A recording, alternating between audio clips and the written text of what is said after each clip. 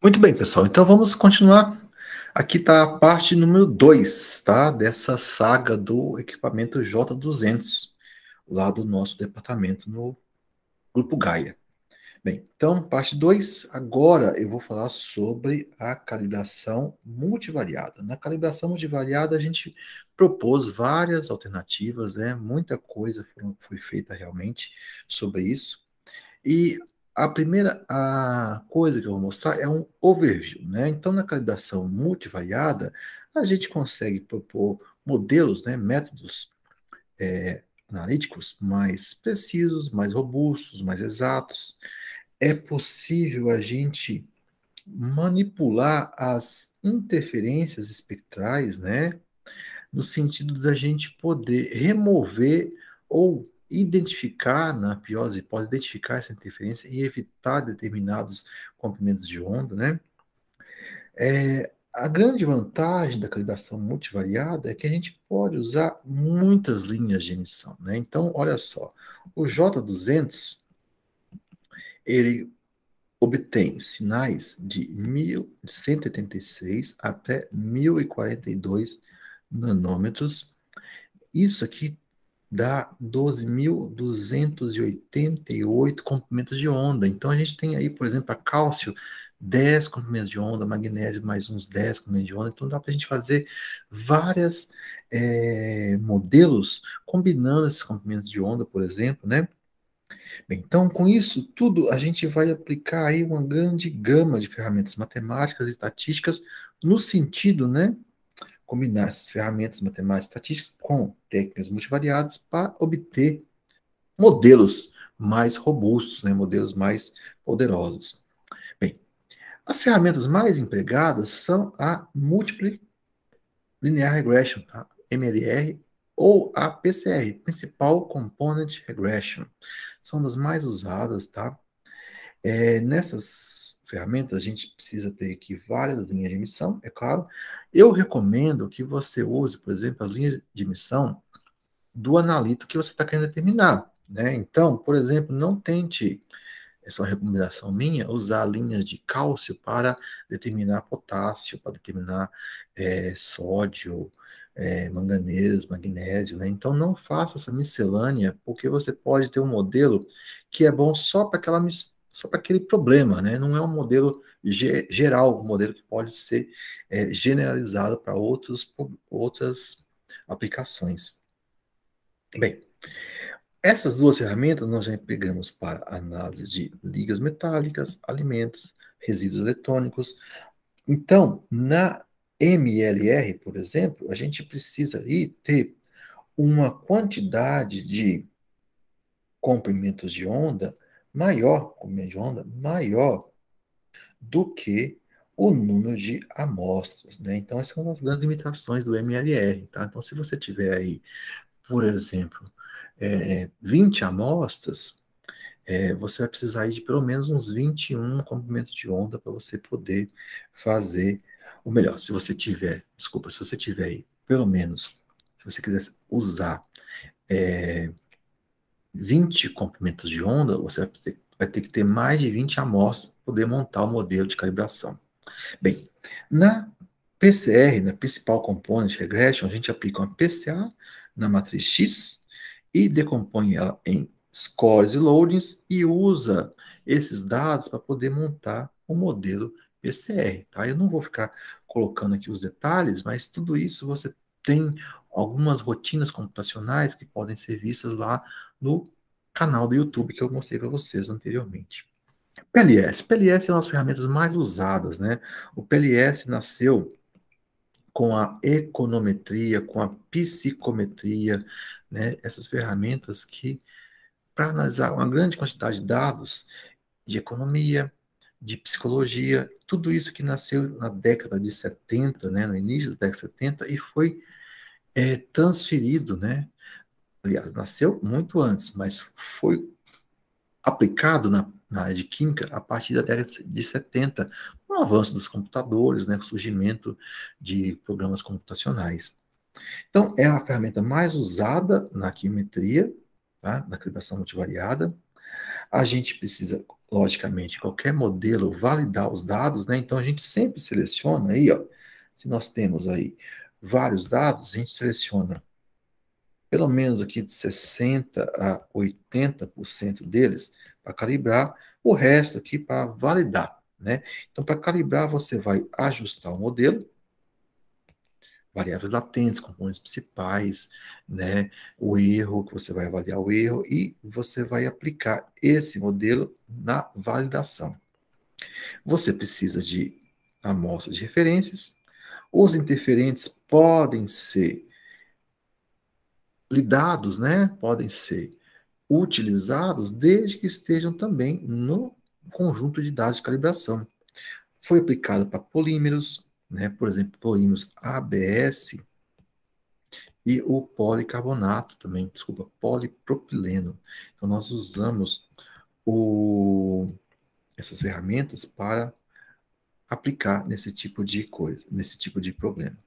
Então, nós usamos aqui, ó, o PLS. Ele tem um baixo erro de calibração, é preciso e bem previsível, né? Então, tem uma alta previsibilidade dos modelos de calibração que são gerados. Bem, uma ferramenta recente na área de quilometria, que foi usada, na verdade, só tem duas aplicações na área de Libs, né? Uma é do nosso grupo, né, com o J200, e outra, o pessoal, os colegas do Canadá, que é o Multivariate Curve Resolution, né? Usando o mínimos quadrados alternados, né? O MCR-ALS. Então, a ideia do MCR-ALS é possível identificar e quantificar a espécie de interesse, mesmo na presença de interferentes não calibrados. Então, veja que lá no PLS, a gente consegue fazer a proposição de modelos, desde que os interferentes estejam também no conjunto de calibração. No MCR, no Multivariate Curve Resolution, a gente consegue fazer modelos, mas os interferentes não precisam estar necessariamente no conjunto de calibração. Então, um exemplo aqui, olha, nós temos aqui 3 amostras, tá? Está aqui em verde, elas têm esses sinais aqui, ó, que eu estou pintando, e tem a amostra teste, né, que é uma amostra de concentração desconhecida. E essa amostra tem o analito, que está aqui, e tem também um interferente, que está aqui em vermelho, tá? Então, no MCR, a gente consegue obter o espectro, vou pintar de outra corzinha aqui, né? Vou pintar aqui de azul, a gente consegue decompor o espectro do analito, mesmo na presença do interferente que está aqui pintado em vermelho, tá? Então, essa é uma das grandes vantagens. Aí no MCR tem uma coisa interessante que nós aplicamos, tá? Que está no artigo que nós publicamos, que é o seguinte: a gente construiu padrões com base na mistura de sais, né? Então, o sal, teoricamente, é uma matriz mais livre de interferência do que a amostra real. Então, na amostra real, às vezes, a gente não sabe tudo que tem lá, né? É o famoso interferente não calibrado. Aí, na mistura de sal, a gente sabe quanto a gente está colocando. Então, a gente fez modelos de calibração usando mistura de sais, a gente construiu aqui vários padrões, colocando, os analitos foram cálcio, potássio e magnésio. Então, a gente fez várias misturinhas usando planejamento fatorial para ter várias concentrações, construímos um modelo e prevemos, então, as concentrações em amostras reais. A amostra, no caso, foi suplementos minerais. Uma outra ferramenta que nós usamos também foi o Unfolded Partial Least Squares with Residual Bilinearization, tá? O UPLS-RBL. No UPLS-RBL, a gente tem a possibilidade de remover componentes indesejáveis, né? Componentes principais indesejáveis. Aí também a gente pode usar misturas de sais para produzir a curva de calibração, né? Produzir o modelo de calibração, né? E numa etapa final, aqui nessa etapa final, a gente usa o RBL para tentar melhorar o modelo, tá? Então, essa publicação também, que juntou o UPLS, foi publicado no Analytical Chemistry, tá? Que você pode ter acesso a ele, né? Ao link dele, baixando lá o nosso e-book livremente. Bem, uma outra ferramenta muito importante é o Parafac, Parallel Factor Analysis. No Parafac, a gente tem a possibilidade de identificar, e olha só, matematicamente remover o interferente. Nós usamos muito isso para a determinação de ouro em lixo eletrônico e nós identificamos uma certa faixa espectral que tinha interferência de titânio e alumínio. E matematicamente removeu esses interferentes, tá? Então, foi isso que nós fizemos aqui no Parafac. No Parafac é necessário um arranjo de dados, né? E esse arranjo de dados pode ser construído da seguinte maneira: a gente pode ter as linhas de emissão, a gente pode pegar diferentes delay times, né? A gente tem aqui o sinal, né? A área ou a altura do sinal. Ou a gente pode ter, no lugar do delay time, por exemplo, a gente pode ter aqui a posição, né? Ou a quantidade de pulsos que nós irradiamos, né? Então, se a gente tem aqui diferentes pulsos, a gente pode construir um arranjo, né? Com esses dados. Olha só, uma outra ferramenta muito, muito legal que nós desenvolvemos, né? Na verdade, já existe na literatura, mas com Libs foi uma das primeiras aplicações, é a fusão de dados, né? Então, a ideia aqui é usar a Libs em cooperação com outras técnicas analíticas instrumentais. No caso aqui específico, nós usamos fluorescência de raio-x e laser ablation com CPMS, tá? Esse aqui é um trabalho que foi feito em cooperação com o professor Dula, dos Estados Unidos. Tá? E com isso, a gente consegue melhorar os parâmetros analíticos, né? Olha só. Então, a ideia da fusão de dados é nós empregamos a LIBS, o XRF e o Laser Ablation, ICP-MS. Então, vejam que são três técnicas com naturezas diferentes. A LIBS, aqui nós temos emissão. No raio-x, nós temos a fluorescência. E no CPMS, nós temos a massa, né? Então, a gente não pode juntar técnicas, né? Fundir informações, técnicas que têm a mesma natureza, tá? A gente tem que fundir coisas diferentes. Então, a gente fez a fusão. Com isso, a gente conseguiu modelos de calibração muito melhores. Bem, outra ferramenta muito interessante é o uso de imagens hiperespectrais, onde a gente vai selecionar uma determinada região da amostra e nós vamos dar pulsos de laser nessa região e com isso a gente consegue montar um mapa químico, né? Também chamado de heatmap, né? Um mapa de calor, né? A gente pode usar, por exemplo, diferentes comprimentos de onda. Eu quero saber qual que é o heatmap do comprimento de onda do cálcio nessa amostra, né? Então, com isso, a gente consegue ter aí informações sobre diferentes posições. Uma coisa que nós fizemos, uma brincadeira que nós fizemos em uma aula prática, nós pegamos uma moeda de R$ 1, né? A moeda de R$ 1 tem duas partes, né? Tem uma parte externa, que é um tipo de metal, e tem a parte interna, que é um outro metal, né? Então, a gente fez uma análise na interface e a gente consegue ver as diferenças de composição, né? Mostrar para os alunos a diferença de composição esses dois tipos de ligas metálicas. Agora, finalmente, as aplicações, né? Eu vou mostrar aqui algumas aplicações para vocês. Então, as aplicações que nós já propusemos são muitas, né? Nós já avaliamos, por exemplo, sementes, cacau, farinhas. Tem trabalhos de colegas da Irlanda que avaliaram a autenticidade de bifes, né? bifes de carne de boi, né? Então, com isso, a gente pode aplicar a LIBS na área de alimentos para ver aqui alguns requisitos, né, dos alimentos e com isso aumentar a qualidade dos produtos. Bem, outra ferramenta, né, outra aplicação que nós fizemos bastante é com resíduos eletrônicos, né?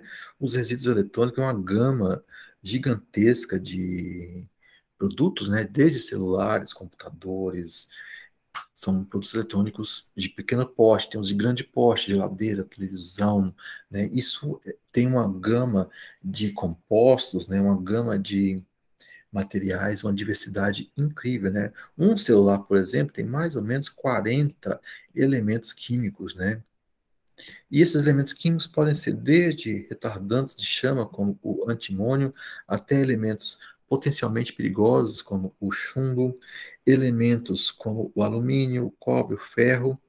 O alumínio, o cobre e o ferro são ditos como elementos base, né? A concentração está em porcentagem nesses resíduos eletrônicos, né? Principalmente lá no PCB, no Printed Circuit Board. Tem elementos terras raras, principalmente lá nos HDs de computadores, e o índio nas telas dos computadores. Então, essas aqui são algumas aplicações que nós já fizemos usando o LIBS. Nós usamos também a LIBS para fazer classificação, né, de resíduos eletrônicos. Então, principalmente na classificação de polímeros, né? Então, nós temos um trabalho onde a gente conseguiu usar a LIBS para caracterizar polímeros com ABS, polipropileno, polietileno, tá? Tudo isso visando uma segregação com o objetivo de reciclar, tá? Os materiais. Usamos a LIBS também para avaliar a cana-de-açúcar. Com isso, a gente usou a LIBS para determinar o teor de fibra. O teor de fibra é um parâmetro muito importante na indústria sucroalcooleira e nós determinamos de maneira rápida, de forma indireta. A gente monitorou linhas de carbono, oxigênio e uma linha CN, tá? A ligação carbono-nitrogênio que nós monitoramos também. Fizemos análise de açúcar, tá? Principalmente para fazer uma inspeção para tentar verificar adulterações com areia, né? Às vezes tem algumas denúncias de adulteração do açúcar com areia, principalmente aquele açúcar que vai ser exportado, né? Então, por exemplo, aqui só uma figura, né, ilustrativa.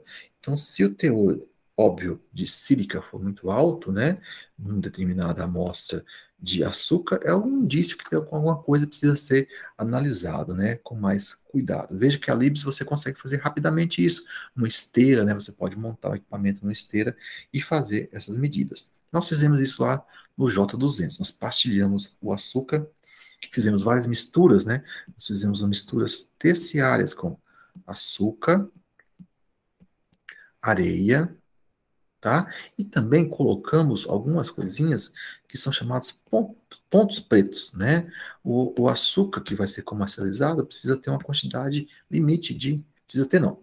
Bom que não tenha, né? Mas tem um limite para pontos pretos no açúcar.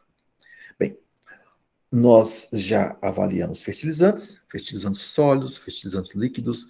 No caso do líquido, a gente imobilizou com PVA, né? Nós encapsulamos com PVA, a gente misturou com PVA e depois colocamos num moldezinho e formou um filme do fertilizante mais o PVA. Nós já avaliamos contaminantes, macro e micronutrientes, tá? Então isso tudo foi avaliado. Bem, tudo isso, é claro que a gente pode levar esses conhecimentos para a indústria 4.0, né? A gente pode usar ferramentas do Process Analytic Technology para avaliar a LIBS, a gente pode usar ferramentas chamadas de QBD, Quality by Design, né? Para poder propor modelos de calibração, modelos de inspeção, e com isso tudo usar a própria LIBS para aumentar a frequência analítica e tornar a tomada de decisão mais rápida, né? na indústria. Bem, nós também já avaliamos minerais, né? Esses minerais, nós determinamos níquel e crômio. Nesses minerais, nós imobilizamos eles com PVA, secamos, fizemos mistura, secamos isso a 50 graus e interrogamos a amostra com a LIBS, tá? Tudo isso foi feito também no nosso equipamento lá no J200. Ah, e uma outra aplicação foi a análise forense. Essa análise forense é bem interessante, né? Imagina um cheque, né? Você vai lá e você tem um cheque, você coloca lá um cheque de R$ 100, né? E você deixa assim. Alguém vai lá e faz uma caneta da mesma cor. Aqui eu vou fazer uma caneta diferente. Coloca mais um zero. Aí o cheque de R$ 100 vira um cheque de R$ 1.000. Aí com a Libs, você pode analisar os zeros, né? E ver se esses zeros, através de um mapa de calor, possuem composição da tinta diferente, né? Aí você tem um indício de que alguma coisa aconteceu ali, né? Então a gente estourou essa diferença de composição das tintas das canetas usando a LIBS. Amostras arqueológicas, uma das amostras arqueológicas que nós empregamos foi os coprólitos. Coprólitos são fezes fossilizadas de dinossauro, né? Então aqui nós temos um coprólito, estou grifando aqui em rosa. Esse coprólito está aqui na rocha, tá? Tá aqui na rocha. Esses pontos vermelhos, que eu vou frisar aqui com essa caneta azul, são os pontos que nós analisamos do LIBS, né? E a gente fez heatmaps e conseguimos, então, verificar diferenças de composição. Para que tudo isso? Né? Para que usar PCA para isso? Para a gente poder tentar fazer inferências sobre a dieta, do animal, né? Sobre como era a fauna, como era a flora há milhões de anos atrás. Então, a Libs pode contribuir nesse tipo de problema também. Bem, agora chegando mais para o final, considerações finais, conclusões e perspectivas. Então, com a Libs, a gente tem aí, olha, como uma consideração final, a proposição de estratégia de calibração, oportunidades para novas aplicações, né? A gente tem agora equipamentos LIBS em Marte, no fundo do oceano, né? Então, as oportunidades são muitas, né? E os desafios são enormes que a gente pode aí, usando a imaginação, tentar contornar. Conclusões e perspectivas. Nós podemos atingir novas fronteiras, né? Exploração espacial, mineração de dados, né? Data mining, resolver problemas complexos com a LIBS, cooperar, né, e com outras áreas, com químicos, com físicos, matemáticos, usando a imaginação, usando a cooperação para tentar resolver problemas complexos, problemas também do nosso dia a dia. E aqui está o grupo de pessoas que contribuíram ao longo de todos esses anos com as aplicações que eu mostrei para vocês, com as estratégias de calibração univariada e multivariada. Esse aqui é o nosso J200, tá? O equipamento que foi instalado no Departamento de Química da Federal de São Carlos, já tem aí 10 anos. Essa aqui é uma portinha que a gente abre e coloca a amostra lá dentro, tá? Então aqui está o J200, o computador dele, e aqui está o time, tá? De pessoas, né? O Daniel, o Diego, o Douglas, que trabalhou com açúcar, tá? Aqui está eu, a Fabiola, a professora Fabiola. Deixa eu tentar escrever em outro local, tá? A professora Fabiola, lá da Unesp Araraquara, tá? O Felipe, o José Augusto Garcia, a Jane, o Marco Aurélio, o Matheus, o Alisson, faz seu time, alunos de doutorado, alunos de mestrado, o Raimundo, a Raquel, pós-doctor, e o Vinícius, tá? Vinícius trabalhou com o os poleiros. Então, esse aqui é o time de pessoas que trabalhou aí com a gente ao longo de todos esses anos, tá? Com esses desenvolvimentos. E eu agradeço a vocês pela paciência, pelo interesse. Estamos à disposição, podem escrever, podem mandar mensagens. Gostaria de agradecer ao IGE, Instituto Gaia de Espectrometria, ao Gaia, CETEC, ao Grupo de Abordagens Analíticas Alternativas, o GAAA, da professora Fabiola, a SG Soluções Científicas, e, é claro, a FAPESP, né, os órgãos de fomento FAPESP, a CAPES e ao CNPq, pela ajuda financeira, pelas bolsas, por todo esse apoio aí ao longo dos anos. Um abraço para todos vocês e curtam o vídeo, divulguem, curtam o canal, material totalmente gratuito e feito de forma voluntária por mim e por diversas pessoas, tá? Um abraço aí para todos vocês.